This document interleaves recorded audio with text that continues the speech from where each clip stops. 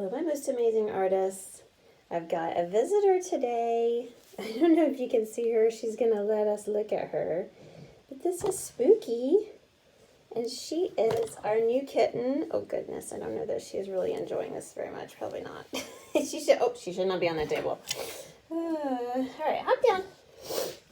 And I'm introducing her to you because today we're going to do the Tasha Tudor illustrated book, The Christmas Cat. Now, this was written by Tasha's youngest daughter, Efner Tudor Holmes, and it's a really sweet story of an animal that just wants to find a home and be loved. And you can probably hear my dog. She's making a lot of noise because we were paying attention to the cat and not her. So let's see. So this book was published in 1976, and it's got some very cute illustrations of kitties in it.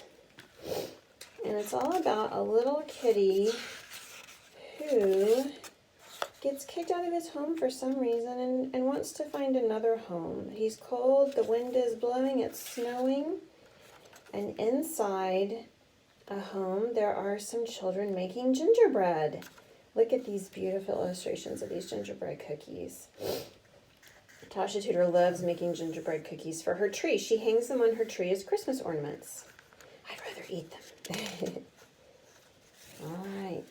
Oh, then they set up the creche or the nativity, and they talk about it and how Jesus was born on Christmas.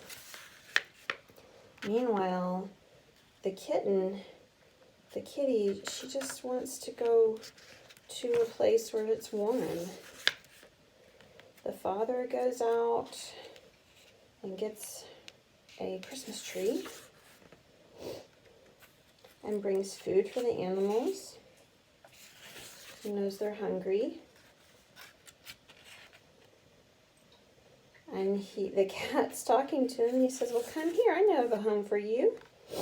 So he takes them home for his little boys, Jason and Nate. And the cat is so happy that she found a home for Christmas.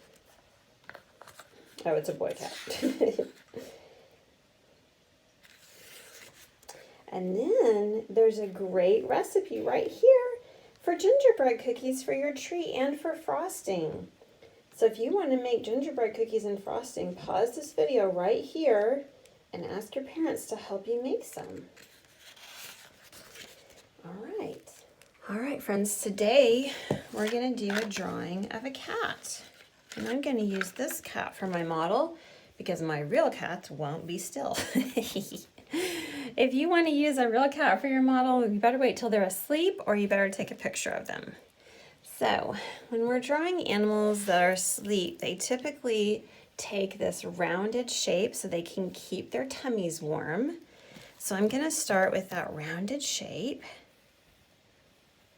Just a nice curve. And if you want to go ahead and put the tail in there too, you can. I'm going to curve the tail up just a little bit. Now I'm not going to draw anything else for right now because I want to get this laid out. Then I'm going to draw the head with the ears and the little fuzzy face and the little nose. Okay, now I'm going to start putting details in. So I'm using gray because this is a gray tabby cat. And I like gray cat. I like all cats. I didn't used to be a cat person. I used to be more of a dog person, but then a cat adopted me. Madeline, our black and white cat that we have, about 10 years ago decided she wanted to live with us, even though we didn't want a cat at the time. She just wouldn't leave. So finally we said, fine, come inside. And she's been with us ever since. She was snuggling with me in the bed this morning. All right, so this cat's all snuggled up. I'm gonna put just a little line here to show her arm, just like that. I've got her paw right here, or his paw. I think this is a boy cat in the book. I keep saying she because I have 2 girl cats. All right, now the hardest part is putting the nose, just a tiny little V. You don't want to draw it too harshly. And then right above, 2 tiny closed eyes. I put a little notch right there, because that's how their eyes are. And then the insides of the ears. There we go. Okay, now I'm gonna color this and try to make her, or him, keep saying her, look like a real tabby cat. So there's some white on this tabby's face. Since I'm using crayon and it'd be hard for me to draw over the white, I'm going to leave the white blank. There's white around the eyes that I'm going to leave blank. So I'm kind of making myself a little outline so I can see where to color. And there's white around the mouth. Also, his paw is white. Now he's got white stripes, but they're not really white. They're more of a watered down gray. So I'm gonna try to just color over that. And if you hear noise, it's just my kitties. Oh yeah, it's our new kitten, and she's got a scratcher in here, and she really likes the scratcher.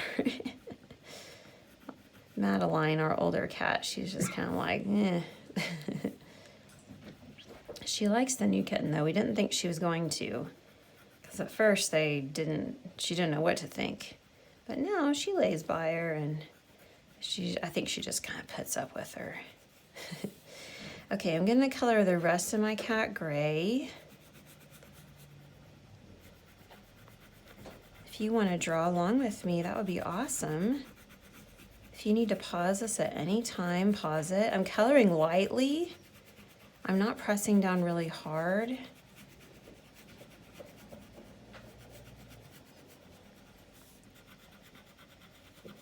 I don't want to lose my lines here and get confused as to where my tail is, so I might turn my crayon over to the sharp side and just draw those lines one more time. And then turn it back over to the flat side so I can draw lightly again, or color lightly.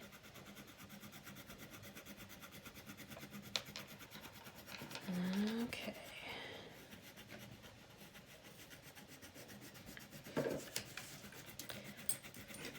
We didn't get a Christmas cat, we got a Halloween cat.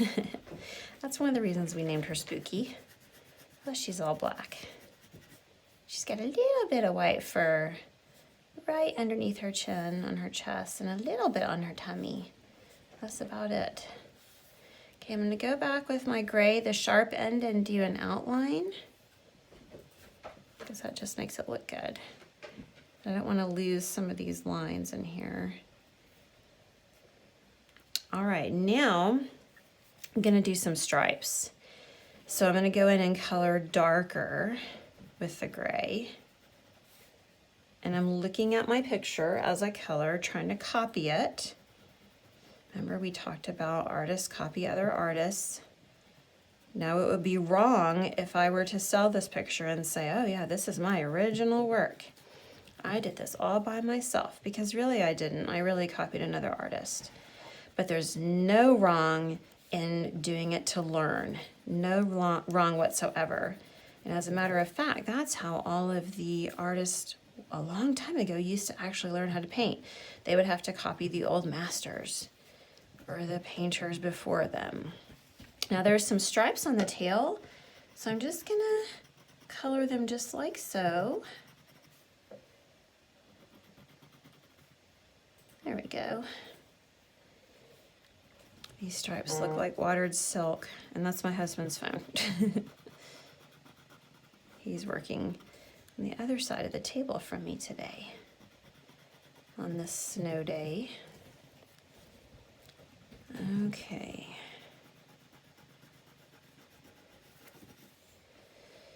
So let's see. We got a little bit of a shadow here by the leg.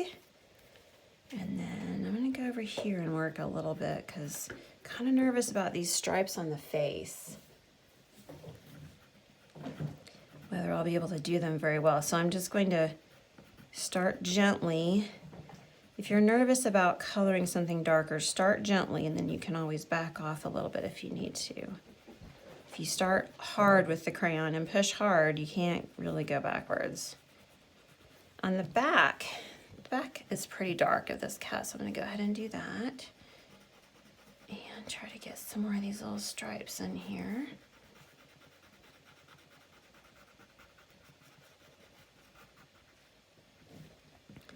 And then the leg. And then there's quite a bit of shadow in here, so all these stripes are kind of blended together, just like that. Okay, a few little stripes on the face. A few more, and we'll be all done. Look at that.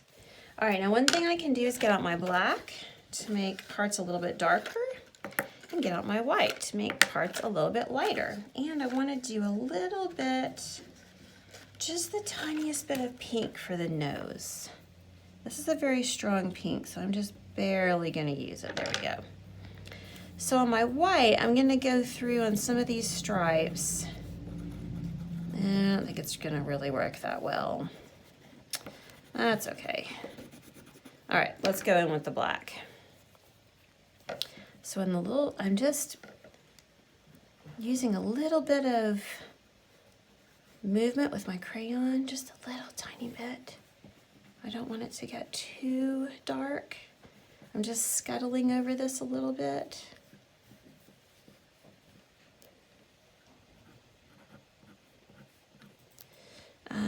Then I'm going to come around here and do the shadow for the tail.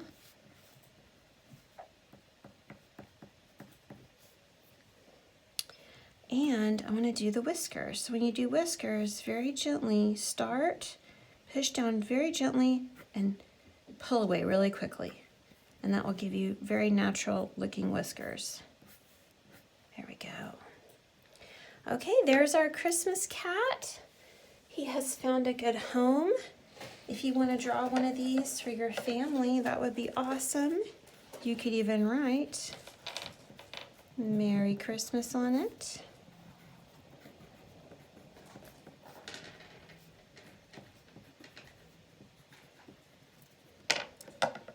And Happy New Year. And I hope that all of your animals are warm and as happy as mine inside your house today. And I hope you are having a good day too. See you later, artists.